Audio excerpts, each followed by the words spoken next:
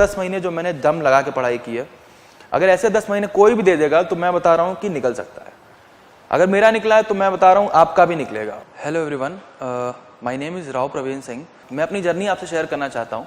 मैं 14 में यहाँ आया था, मेरे पास कोई प्लान बी नहीं था, कभी मेरे पास कोई प्लान बी नहीं रहा।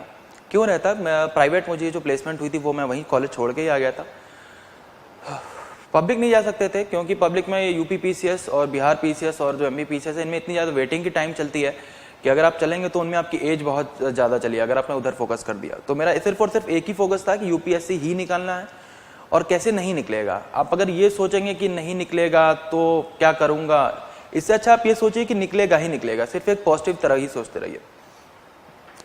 दूसरा जो एक बड़ी चीज़ मैं बताना चाहता हूँ वो ये है कि जो लो डेज आते हैं, कई बार मेरे पास जूनियर्स आते हैं, वो ये पूछते हैं कि भैया आपने क्लियर कर लिया, अब मेरे बहुत बेकार दिन चल रहे हैं, बिल्कुल मेरा पढ़ने का मन नहीं कर रहा है, प्री नहीं निकला हुआ है, क्या करूँ, कैसे करूँ। तो जो लो डेज आपके होते हैं उसमें दो तरीके की मेन हेल्प आप ले सकते हैं। पहली होती है फ्रेंड से, जो आप ले सकते हैं अपने दोस्तों से, और दूसरी आप ले सकते हैं फैमिली मेम्बर से। मेरे केस में क्या था कि मैं फैमिली मेम्बर्स को बहुत ज़्यादा लूप में नहीं रखना चाहता था, क्योंकि अगर मैं अपनी टेंशन उनसे शेयर करूंगा तो कहीं ना कहीं वो भी बहुत ज़्यादा टेंशन में आ जाएंगे। और ये कॉमेडियन ने भी बोला है कि माँ हमेशा आपसे 6 साल पीछे देखती है और बाप आपको आपके 4 साल आगे देखते हैं। तो जो 6 साल पीछे देखने वाली माँ है वो इतनी परेशान हो जाएगी कि आपके लिए दिल्ली आ जाएगी वो। तो फिर आप अपने लिए तो परेशानी कर रहे हैं, माँ को भी परेशान कर रहे हैं। तो मैंने सोचा कि ये नहीं करते हैं। ऐसे फ्रेंड सर्किल जो मेरा दिल्ली में था, जो अपनी जॉब लेके दिल्ली एनसीआर में आए थे, मैं उनसे मिलता था, मतलब मोर ऑफन 15 दिन में 10 दिन में एक बार उनसे मिलता था। तो वो मुझे मोटिवेट भी करते थे, भाई कर, तेरा होगा, कैसे नहीं तुम्हारा होगा, तुम बने इस चीज़ के लिए हो। और ऐसे फ्रेंड्स को अपने पास रखिए और इस तरीके के फ्रेंड से दूर रखिए जो आपको डे 1 से सपने दिखाने शुरू कर दें कि भाई तुम अब आईएएस बन चुके हो। तो इनके साथ अगर आप बैठोगे तो ये होगा कि वो आपका टेम्परेचर लो करते जाएंगे। टेम्परेचर लो होने का मतलब क्या हुआ कि आप घर आओगे, आप बैठोगे पेन लेके, जब आपको लिखना होगा आंसर तो आप मन ही मन सोचने लग जाओगे, यार मैं तो आईएएस बन ही चुका हूँ, भाई ने बोला है मेरे। तो वो चीज़ नहीं आनी चाहिए। ऐसे फ्रेंड के साथ रहिए जो मोटिवेट करें, जो आपको बबल अप कर दें, फुला दें, उनसे दूर रहिए। एक मोमेंट मैं और शेयर करना चाहूँगा कि जैसे अच्छे मोमेंट रहे मेरे। तो मेरा पहला प्रीलिम्स भी निकला, मेंस नहीं निकला, क्योंकि पहला मेंस मैं एक्सपेक्ट नहीं कर रहा था, मेरी तैयारी उतनी नहीं थी। ऑप्शनल में मेरा सिलेबस नहीं कंप्लीट था, पॉलिटिकल साइंस मेरा ऑप्शनल है और बड़ा ऑप्शनल होता है, 5-5.5 महीने का ऑप्शनल होता है, और उसमें मेरे करीब 30-40% सिलेबस बचा रह गया था। तो इतनी एक्सपेक्टेशन नहीं थी, मार्क्स भी उसी के हिसाब से आए, पहला मेंस नहीं निकला। जो मैंने दूसरी बार प्रीलिम्स दिया 2016 वाला, उसमें मुझे बहुत ज़्यादा एक्सपेक्टेशंस थी कि मेरा निकलेगा ही। मेरी प्रिपरेशन भी अच्छी थी, मैंने राइटिंग प्रैक्टिस भी की थी, सब कुछ थे, स्टार्स अलाइन ऑलमोस्ट थे, फुल अलाइन नहीं थे। स्टार्स यूपीएससी में सारे अलाइन होने चाहिए तभी आप बनोगे।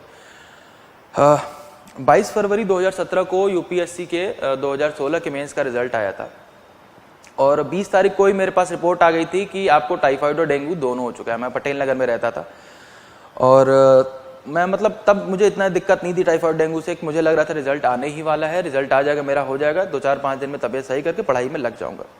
22 फरवरी को रिजल्ट आया कि आपका मेंस नहीं हुआ है, you are not qualified for the civil services interviews.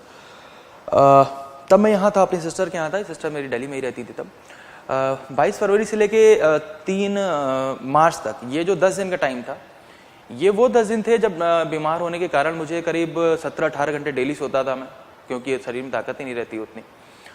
और मैं यही सोचता रहता था कि कहाँ मुझसे गलती हो गई, गलती को सुधारना कैसे है। और वो इतनी धीरे धीरे मेरे अंदर क्रेविंग होने लगी उठ के बैठ के पढ़ने की, कि मतलब वो मेरा मोमेंट था जब मैंने बाउंस बैक किया कि अब यहाँ से नीचे नहीं जाना है। एक चीज़ हो सकता था कि मैं अब इतना बेकार हो गया, मेरा मेंस, इतनी एक्सपेक्टेशन थी, मैंने अपना सब कुछ डाल दिया, अब यहाँ से मैं नीचे चला जाऊँ, ना पढ़ाई करूँ, छोड़ देता हूँ यूपीएससी, टीचर बन जाता हूँ, किसी कोचिंग में कॉपी चेक कर लेता हूँ, कुछ भी कर लूँगा, छोटा काम हटा दो, यूपीएससी मेरे बस का नहीं। और दूसरी चीज़ हो सकती थी कि कैसे नहीं होगा, अब यहाँ से अगर आपको ऊपर ले जाना है तो यहाँ से आपको बाउंस बैक मारना पड़ेगा, अब यहाँ मत छोड़ो। कई बार ऐसा होता है कि 3-4 फिल्म 5 फिल्म से एक साथ नहीं निकले। मैं ऐसे लोगों को जानता हूँ जिनके 4 अटेम्प्ट तक कोई इंटरव्यू नहीं हुआ है, मेंस भी नहीं निकला, 5 अटेम्प्ट में 25वीं रैंक है। तो आप सोचो कि जब मैंने वहाँ से बाउंस बैक मारा तो मेरा बाउंस बैक इतना ज़्यादा स्ट्रांग था कि जो अगले 10 महीने आए, 3 मार्च 2017 से लेके 3 नवंबर 2017 जब मेंस जो जिस दिन खत्म हुआ था, ये 10 महीने मैं उस बाउंस बैक से जो इतनी पॉजिटिव एनर्जी निकल के आई थी उसको अच्छे से यूटिलाइज किया मैंने।